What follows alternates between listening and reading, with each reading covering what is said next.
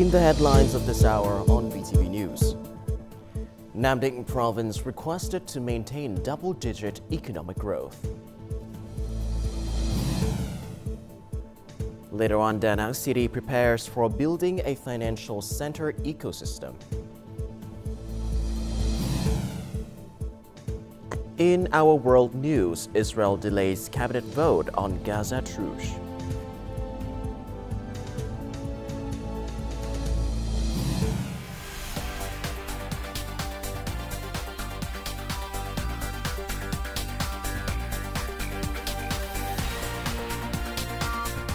Broadcasting from Hanoi, the capital of Vietnam.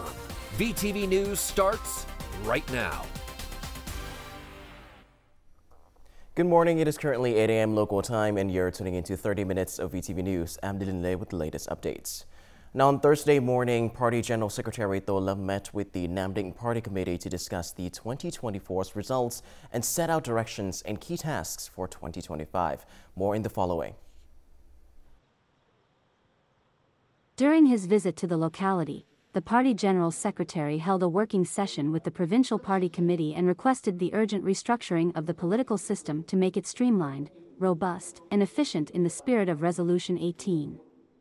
He urged the province to work harder to complete and implement key projects and works, clear bottlenecks in transportation infrastructure, open new development parks to improve investment attraction, and create momentum for socio-economic development.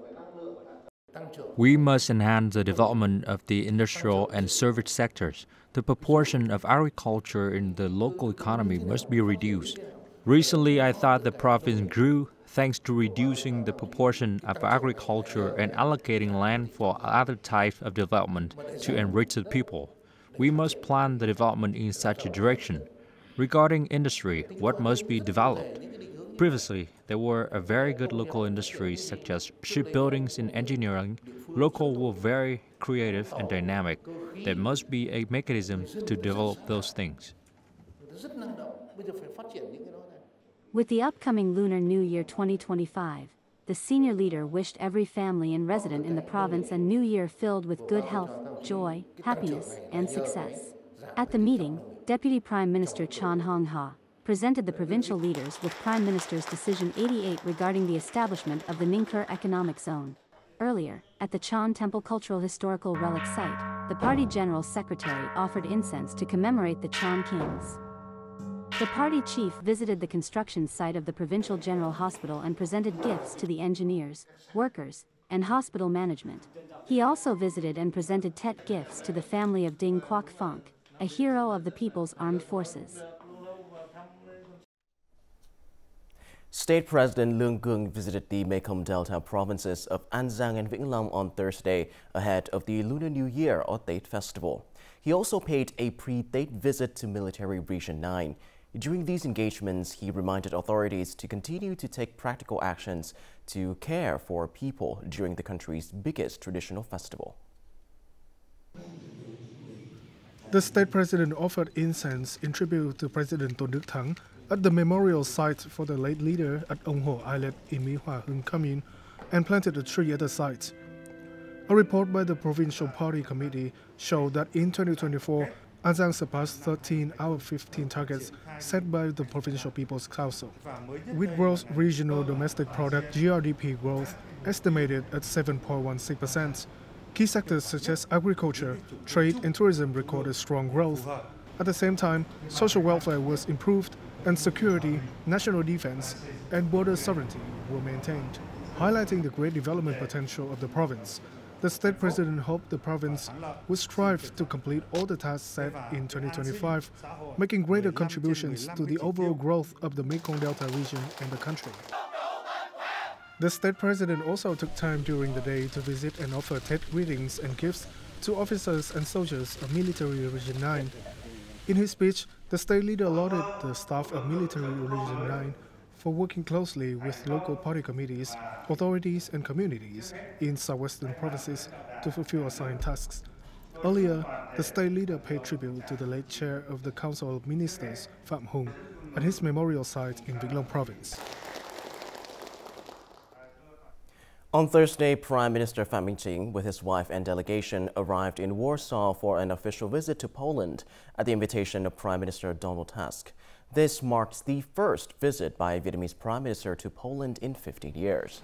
The visit aims to strengthen the long-standing friendship and cooperation between the two countries. Prime Minister Phie and Polish leaders will review their 75 years of diplomatic relations and set a new course for further collaboration. The delegation also laid a wreath at the memorial to the unknown soldiers, honoring the heroes who sacrificed for Poland's independence and development. On Thursday, local time, Polish Prime Minister Donald Tusk hosted an official welcoming ceremony for Prime Minister Phie's official visit to Poland. After the ceremony, the two prime ministers held a private meeting and engaged in important discussions. Polish Prime Minister Donald Tusk warmly welcomed Prime Minister Phie and the high-level Vietnamese delegation, emphasizing that the visit is of great significance, marking the 75th anniversary of establishing diplomatic relations between the two countries. He affirmed that Vietnam has always been a long-standing, close friend of Poland and is currently one of Poland's most important partners in Southeast Asia. Prime Minister Phie highlighted that the Vietnamese people will always remember the valuable support Poland provided throughout the pages of Vietnam's history. The two leaders exchanged in-depth views on major directions and specific measures to elevate bilateral cooperation to new heights. In this spirit, Prime Minister Phie proposed 6 major measures to Prime Minister Donald Tusk, including strengthening political trust, further enhancing the effectiveness of economic cooperation, strengthening cooperation in security and defense, promoting education and training, increasing people-to-people exchanges, and enhancing coordination and mutual support in regional and international forums. Polish Prime Minister Donald Tusk agreed that both sides should consider upgrading their relationship to a new level soon. He recognized Vietnam as one of Poland's most promising markets in Asia-Pacific, with an increasing number of Polish businesses interested in expanding investment and operations in Vietnam. Prime Minister Phie expressed his gratitude and requested the Polish government continue facilitating the Vietnamese community in Poland, including recognizing the community as a minority group in Poland.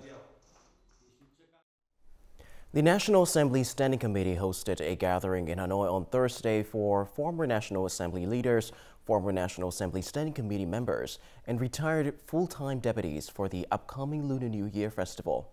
Addressing the gathering, National Assembly Chairman Trần Thanh Mẫn said the National Assembly approved 31 laws and 42 resolutions tackling institutional bottlenecks and supporting critical reforms. He hoped that the former National Assembly leaders, retired deputies, and staff would continue contributing their ideas to the National Assembly, helping the legislature further reform itself and improve its law-building capacity, supreme supervision, and decision on important national issues.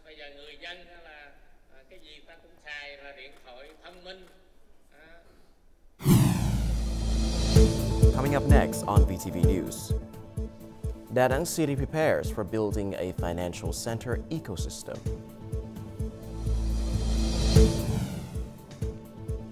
And later on, people's traffic awareness improves after the Decree 168.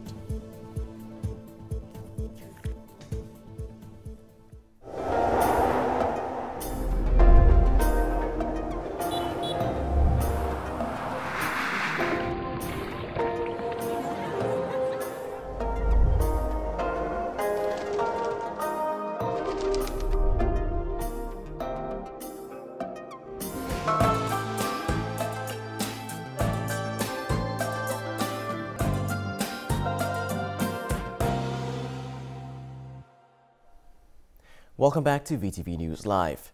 Now, on Thursday afternoon in Da Nang City, Deputy Prime Minister Nguyen Hoa Binh chaired a workshop on developing regional and international financial centers in Vietnam. In 2025, Da Nang and Ho Chi Minh City will develop regional and international financial centers, promoting rapid and sustainable growth. The Deputy Prime Minister emphasized that through the presentations and comments at the workshop, it can be concluded that financial centers in Vietnam need to have a special ecosystems, build open policies and mechanisms, develop green finance, promote communication, and consult with international organizations on developing a resolution on the construction of regional and international financial centers in Vietnam. A functioning financial center in Da Nang would connect institutions, organizations, businesses, and individuals in various sectors. This would enhance the capability of the capital markets and banking investment, asset management, and insurance sectors. A financial hub could also attract significant foreign investment. Therefore, Da Nang City has prioritized infrastructure and human resource training to prepare for this initiative. Vietnam possesses key conditions to establish an international financial center. With an open economy and a stable macroeconomic environment, Vietnam is well positioned to attract global capital. This initiative is expected to unlock new investment opportunities and optimize existing financial resources. This reflects a reliance on bank capital over securities. A financial center will enhance the development of the capital market. The financial center can generate substantial revenue through taxes and fees. The proposed operational structure for Vietnam's financial center includes 4 key agencies: a steering committee responsible for strategic orientation and development, a management agency overseeing daily operations, a supervision agency ensuring regulatory compliance, and a dispute resolution agency handling conflicts and legal matters. Da Nang City offers significant advantages in terms of infrastructure, including an international airport and seaport. We have collaborated with financial institutions, consulting organizations, and banks, including HSBC, ADB, and various investment and credit funds. These discussions help us gather insights and recommend policies tailored to Vietnam's needs. The city aims to prioritize green and digital finance in establishing its financial center. It has allocated 9.7 hectares of land for a financial technology project by 2030. This year, Prime Minister Pham Minh Chinh has set ambitious targets of reaching 3.5 to 4% GDP growth for the agricultural sector and $70 billion for exports. Building on last year's lessons, including better adaptation to natural disasters and increased use of science and technology, the sector is off to a strong start and is showing momentum for the year ahead. Bananas, once produced on a small scale, are now set to become a billion-dollar crop in the near future. At this 8,000-hectare farm, many processes have been automated and digitized to meet the high standards of markets like Japan and South Korea. Thanks to the shift in mindset among both farmers and businesses, Vietnam is now competing with countries that have long been leaders in this market. As producers and sellers, we now have the power to choose which markets we want to target. I select my customers rather than letting them choose me. Following this shift, Vietnam is adopting research breakthroughs from other countries to narrow the technological gap, especially through AI implementation, which is steadily transforming the agricultural sector. Science and technology contribute 35% of the added value in agriculture. In the future, we need to prioritize investment in agriculture, especially for new technologies, high-tech, and advanced industries. Researchers are increasingly studying biotechnology and gene editing for use in large-scale crops and livestock, particularly rice and fruit trees. 2025 is expected to witness a boom in new crop varieties with unique traits. We are developing crop varieties with low insulin content for diabetic patients. This aligns with nutritional needs determined by genetics, and we are actively creating new traits that traditional crops do not have.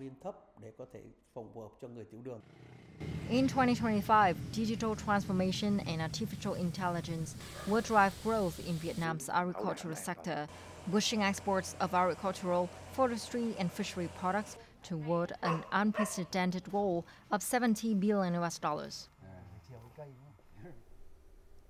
As the Lunar New Year approaches, retail, services, and transportation sectors are seeing a dramatic increase in activity, driving high demand for seasonal workers. Despite offering double or triple the usual wages, businesses are struggling to fill these positions. More to follow. Ling, a university student, is taking advantage of this period leading up to Tết to earn extra income. Normally earning $1.18 per hour, he now receives double that rate for working from 9 a.m. to 2 p.m. daily. I applied to work part-time at this restaurant. I wanted to earn some extra money for this Lunar New Year holiday. A restaurant chain has released a hiring notice for approximately 300 seasonal workers for positions such as waitstaff and kitchen assistants from the 23rd day of the lunar calendar until the end of Tết holiday. We're going to need a large group of incoming staff to cater to rising demands in the lead-up to Tết. However, most part-time employees across Hanoi are university students who come from different localities. They tend to return home during these days instead of staying and working. During this period, businesses expand their workforce to handle increased shopping and festival demands, while also scaling up production and market supply. Service and sales positions make up over 45% of recruitment needs, with technical workers and laborers filling the remaining positions. Currently, most of the employment requests being processed by the Hanoi Employment Service Center are for part-time positions. The number of requests has also risen by 15% year-on-year across various sectors. At year-end job fairs, hundreds of companies have participated and offered thousands of vacancies, primarily in commerce and services. To meet these high recruitment targets, most job openings require little to no experience, making this an opportune time for young job seekers to find employment. The $78 million VNVC vaccine and biological products plant in Giang Province was designed by Germany's Reichermann Group and aims to achieve net zero emissions through the use of modern technology. The plant meets EU, GMP, FDA, and WHO standards. It will focus on research, animal breeding, and preclinical vaccine and drug development, and feature advanced sterile production lines. Once operational, VNVC plans to collaborate with leading global vaccine manufacturers and eventually receive technology transfer for independent production. Traffic flows in Ho Chi Minh City increased dramatically as the end of the Lunar New Year nears. The volume of traffic on the roads in the city center increased by about 17%, and some gateway areas also increased by 10%. However, despite the traffic jams, people's traffic awareness after the government's Decree 168 has improved significantly. As a high-tech car driver who travels all day on various routes, Nguyen Mạnh Quân sees a change in driver awareness, especially among those who drive service vehicles. Traffic awareness is better now. Now, everyone obeys 100%. Monitoring data shows that traffic jams in Ho Chi Minh City are only temporary due to the increased demand for travel and shopping at the end of the year. Decree 168, along with multiple other traffic violations attracting increased penalties, has profoundly impacted people's awareness and ensured traffic order and safety across the country. I strongly support the decree. People don't violate traffic laws anymore. I see people obeying the rules of the road. We can learn from the experiences of foreign countries to improve the current traffic jam situation. Since Decree 168 came into effect 2 weeks ago, traffic accidents in Ho Chi Minh City have decreased in all three criteria compared to the previous period. Specifically, the number of traffic accidents decreased by 58%, the number of deaths decreased by 7%, and the number of injured people decreased by 71%. Road users are now being more careful, and Decree 168 is expected to help eradicate traffic violations.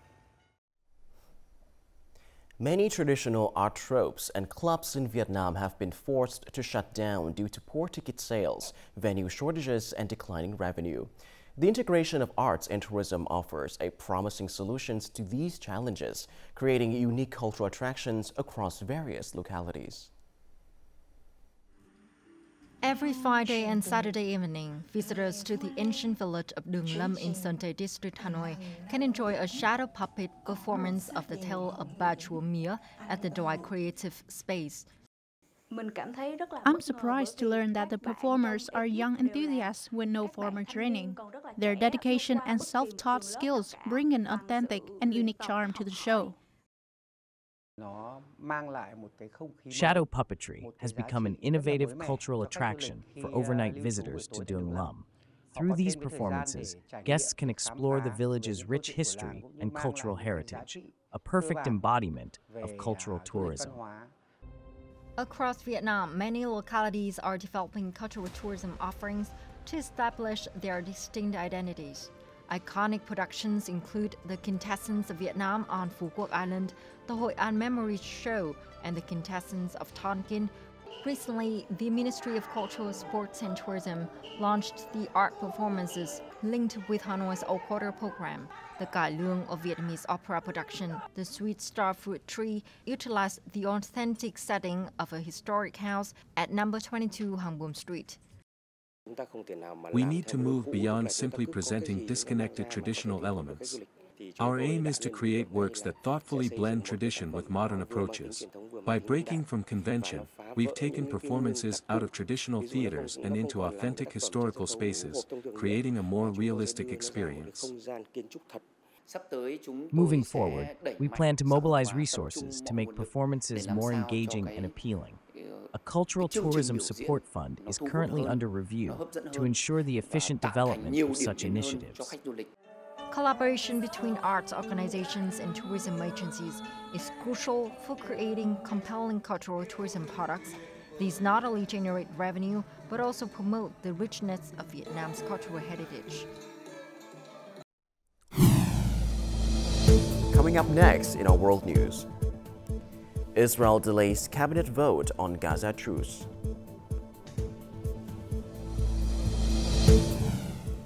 And later on, TikTok plans to shut down in the US.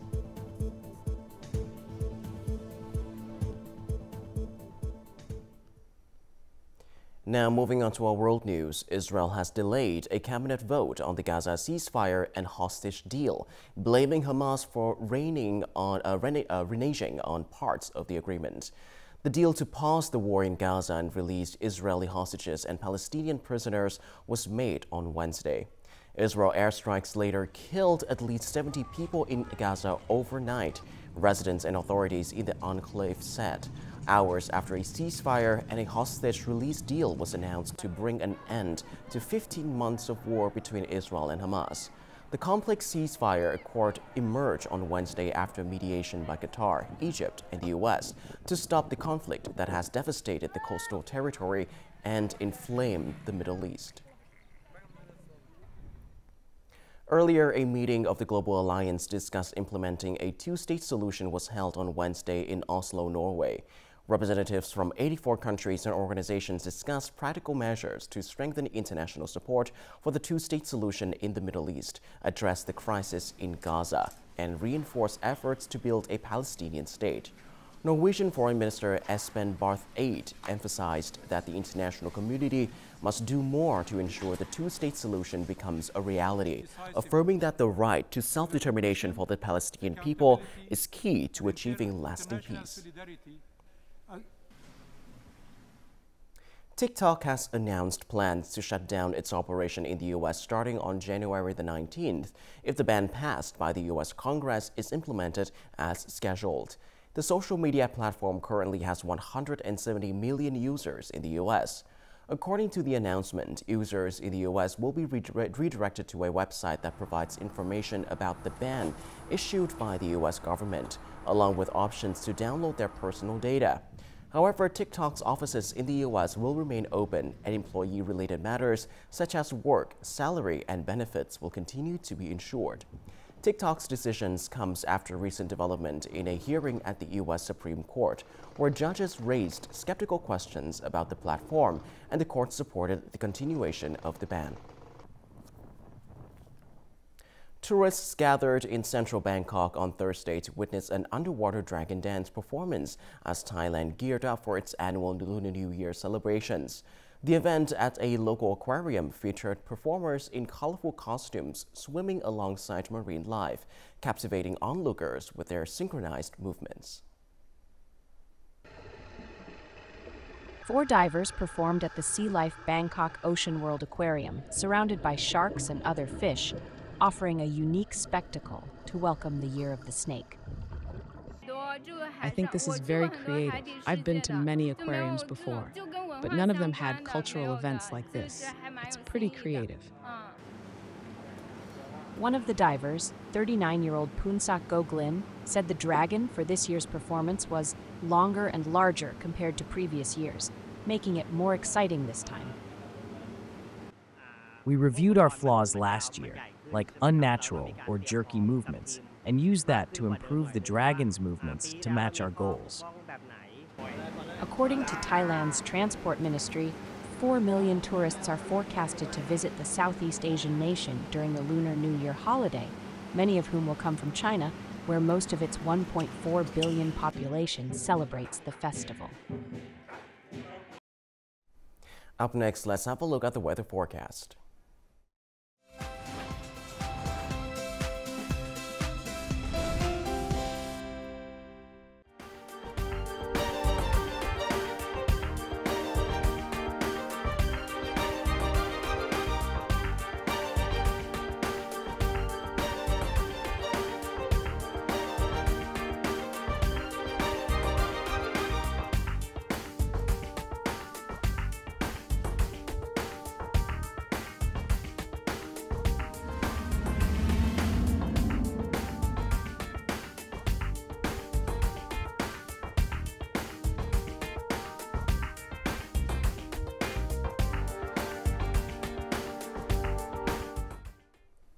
And that is all that we have for this hour on VTV News. To rewatch our program, you can visit our website, our YouTube channel, or download a mobile app, VTVgo, for more. Thank you for watching, and goodbye for now.